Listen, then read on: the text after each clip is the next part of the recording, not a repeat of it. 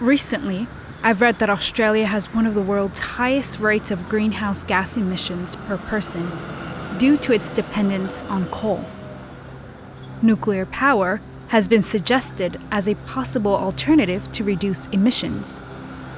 I want to find out more about this possibility. I'm not a scientist. I'm an idealist filmmaker who thinks I can sort out fact from fiction.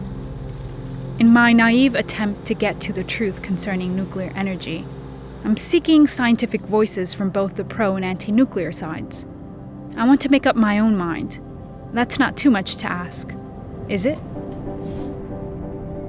I decided to narrow my focus to look at nuclear energy in South Australia. The government there has launched a royal commission into the nuclear fuel cycle to see whether it's desirable to expand the industry.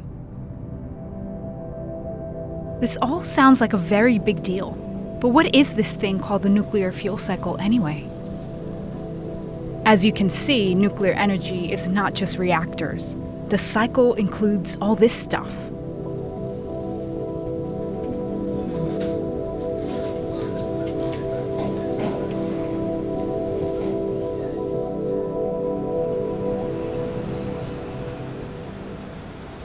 How can I make sense of all of this?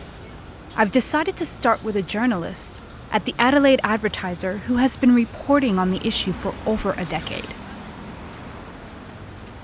So the nuclear industry, or the uranium mining industry, has a very long history in South Australia. We've got, I think, about a third of the world's known uranium resources are in South Australia. Wait, did he just say 1/3 of the world's uranium? That's massive. Over the past 10 years, there's been a renewed desire to have more uranium mining in South Australia. And with that, there's come a debate about, do we go further down the track? So do we get into things like uranium enrichment, reprocessing, waste storage, and then obviously nuclear energy itself? So that debate probably started in earnest about 10 years ago. It was derailed by the Fukushima nuclear incident and the global financial crisis.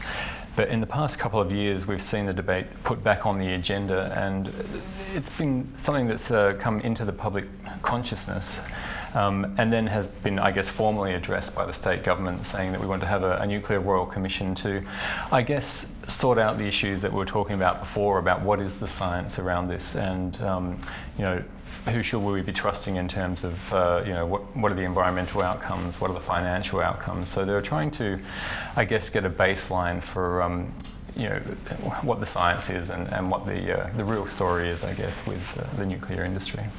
So who are the people that you have interviewed? His point about what is the science and who should we trust strike me as important. I've contacted a number of scientists and experts in the field in the hope that they will provide some much-needed clarity in this debate. When it comes to radiation, people always think that it is danger, it is atomic bomb, and people are killed. You say nuclear and they think Hiroshima, Nagasaki, tragedies. But we actually live in a radioactive world. Now, you may not know this, young woman, but at the moment, inside you, there are 4,000 radioactive disintegrations per second. And this comes from something called potassium-40. Banana, I like banana. See, any food that we intake has got radioactivity. Banana has potassium. This potassium is radioactive, potassium. And when we take banana, we take small amount of radioactivity in our system. The radiation thing is also completely overblown in terms of the medical evidence. And even the World Health Organization has stipulated quite categorically that the kind of danger levels from places like Fukushima are so immensely overblown that it's not an unsafe place to be. I mean, if you were inside the melted down reactor, that might be a different story, but even a couple of kilometers away, it's not a health issue. I'd put it on my own farm. That's how unafraid I am of the latest generation of nuclear technologies. I would put it on my own farm. Huh. Is it really all that simple? Can some levels of radiation be safe after all? Even in a nuclear reactor disaster? We just don't stop using fire because somebody's house is burnt, but we use that as a lesson. Okay, let us put smoke alarms, let us do this, let us make precautions. These kind of lessons we learned, and that's how we improve ourselves. I don't know where the antipathy to nuclear comes from. This is the problem. I had it, 10 years ago. I was anti-nuclear. I was anti-nuclear as recently as 2009. Because I was raised the same way. I was raised thinking that nuclear was something we should avoid entirely. And, probably in my youth I would have been anti-nuclear. I became more or less ambivalent over time, and then now I'm firmly in the other seat. When I found out how much the anti-nuclear movement misrepresents nuclear, then I started fact-checking stuff and I changed. And now I am pro-nuclear. And that's what the anti-nuclear movement has been done to the nuclear industry for the past 30 years. I disagree with you entirely. If we had gone nuclear in the 80s, just think where the climate change problem would be today. I was wondering when the climate change argument would come up, because this is the central issue for me about whether or not to adopt nuclear power. We would have a far reduced climate change problem. Far reduced. Let's tackle that issue, because this is one of the furphies the nuclear industry likes to put around all the time. We'll go nuclear, we'll solve climate change. No. How on earth is nuclear power, which at best is going to mitigate another 1.5 billion tonnes a year, going to address climate change? In other words, you could say, the most charitable thing I could say about nuclear power is at the fringe, it might just shave off a little bit of carbon. At the fringe, it might shave off a little bit of carbon. But that's not the climate change necessity argument. That's the climate change would like to have argument.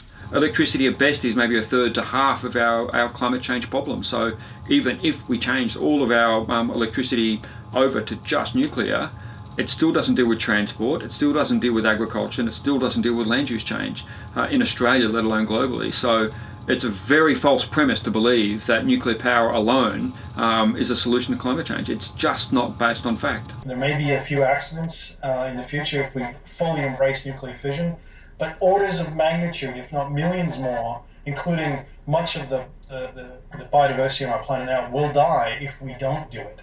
So it's really a sort of weighing the benefits versus the negatives. If we had a long time, we wouldn't need it, but we don't, so we need to. That won't happen. And one of the reasons is the sheer scale you would have to build nuclear at. Unless you've... Now, you may think that's not a problem, but the problem is... I think it's a problem. Don't misunderstand me. What I was laughing at is the argument which I've seen coming is that, nuclear is hard. It's hard to solve the climate change problem with nuclear. So I'm not saying the problem is the hard. I'm saying the timescale is the problem. The timescale. If you're serious about doing something about climate change, you need to do it now, not in 10 years' time. And even the federal government's own commission on nuclear said it'd be at least 10 years before we built a nuclear reactor in Australia. Well, the United Arab Emirates started in about 2009. They will have 4 reactors running by 2020. So that's 11 years. And that's 4 1.4 gigawatt reactors. It can be done quickly if you want to do it quickly. If you have a police state. Wow. Information overload. How can people be so diametrically opposed? At this point, I really don't know what to think. The nuclear power debate seems fraught with complexity, and this is only one part of the nuclear fuel cycle. Next, I meet with Dr. Peter Karmauskas from the Australian Radiation Protection and Nuclear Safety Agency to get some background information on the issue of nuclear waste. Something is dangerous to humanity. We don't have a permanent disposal solution. We're just going to put it in a storehouse and kick it down the can to which generation? The next one, the one after that? 10, 20, 100 generations down the track? This is where the science stops and there's morality and ethics comes into it. I mean, what is our responsibility? Responsibility as a human race is to deal with the problems we created. And nuclear waste is one of those problems. By the sound of things, nuclear waste is a big deal. And that's why a disposal solution in a deep geological repository, in a stable geological formation, for at least 10 to 20,000 years is required for this stuff. Did he just say 20,000 years? Do we have anything that's going to last for 10 to 20,000 years? The answer is no. I disagree entirely. Comes to the idea of the integral fast reactor. And that reactor will burn nuclear waste. And when that reactor burns nuclear waste, there will be no 240,000 year waste repository because the waste will power the reactor. All of this nuclear waste, inverted commas, is in fact just poorly used nuclear fuel. That's good news. Okay, this is a reactor that's been having major problems elsewhere. Okay. No, it's never been built, so it's not having major problems. All right. The prototypes have been having major problems. No, the prototype was shut down in 1994, I think.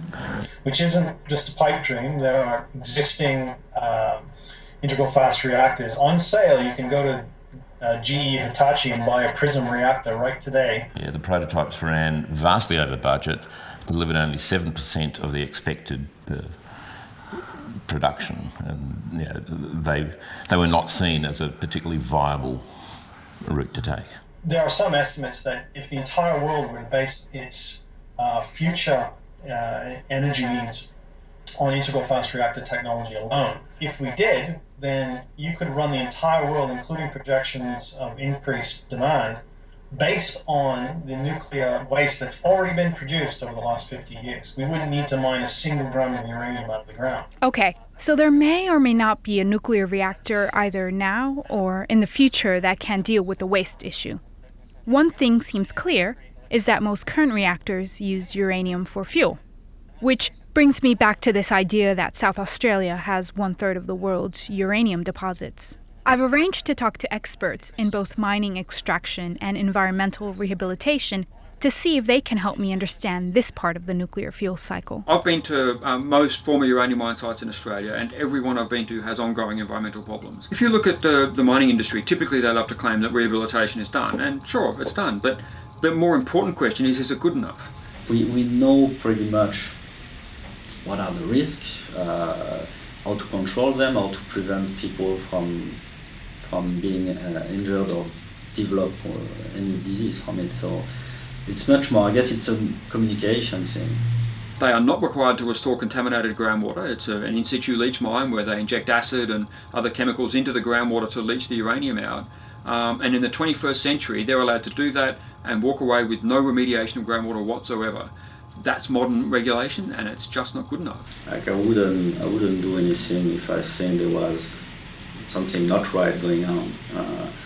I'm not, again, coming back to the geologists love nature, and obviously the mining has some impact on that, but it's all I would say under control. Collectively, South Australia does have a vested interest in promoting nuclear power because that provides a market for their uranium, but at the same time, community expect that we should be taking solid action and achieving good outcomes with respect to climate change. So there's tension there. Can lovely, clean, renewable energy technologies meet all of our energy needs? So we can see nuclear power in a sense in decline and renewables in a period of very rapid growth, and there's reasons for that. It doesn't take 20 years to build a solar panel. It doesn't take 20 years to deploy a windmill. Nobody's done it with renewables. Nobody's even done close. You're saying no one's done it. A number of places have come very close. I mean, pissy little places. I don't think Germany's considered a pissy little place. And Germany hasn't done it. Germany will be 60 years behind France. Is that doing it? We've got so many different renewable energy sources coming in that collectively they are equal baseload.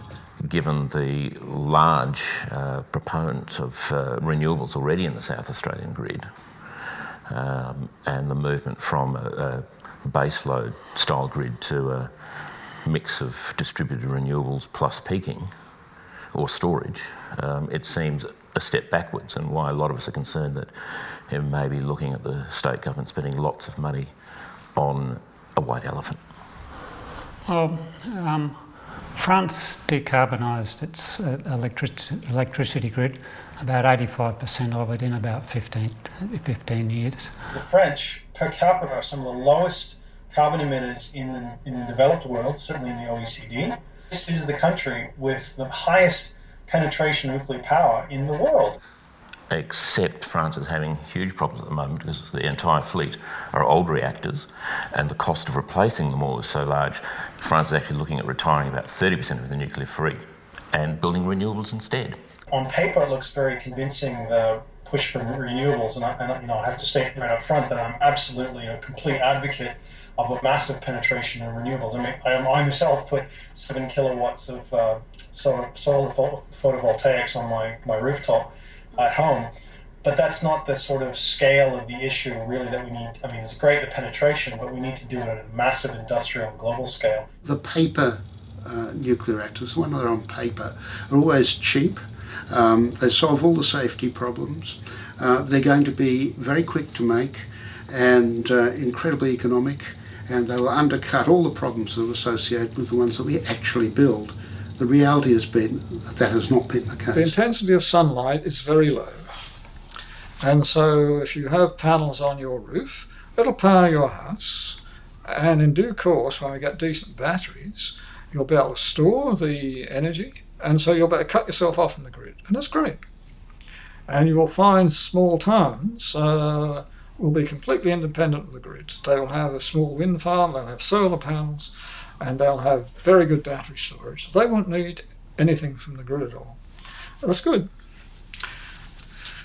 But what happens if you want to make aluminium, which draws a huge amount of energy? If they want to have aluminium cans, or they want to have a car built of aluminium or steel, then that's got to come from somewhere. And that's where you need the very intense energy sources, which is currently dominantly fossil fuel. Any industry has got risk, but we have to weigh risk against the benefit.